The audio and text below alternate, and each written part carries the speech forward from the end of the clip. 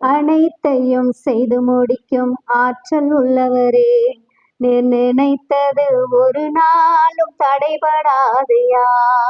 அனைத்தையும் செய்து முடிக்கும் ஆற்றல் உள்ளவரே, நீர் நினைத்தது ஒரு நாளும் தடைபடாதையா.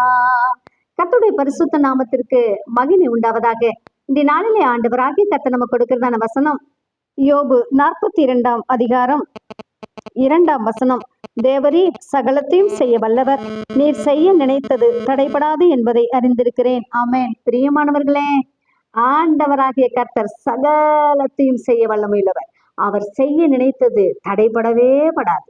அவர் சொல்ல ஆகும், அவர் கட்டளையிட நிற்கும். அப்படியானால் உங்களுக்கு இன்னைக்கு ஆண்டவர் எந்த நன்மையை செய்ய சித்தம் வைத்திருக்கிறாரோ அந்த நன்மை உங்க வாழ்க்கையில செய்து அவருடைய நாமத்தை மகிமைப்படுத்த போகிறார். நீங்க ஆண்டவருக்கு நன்றி சொல்ல போறீங்க.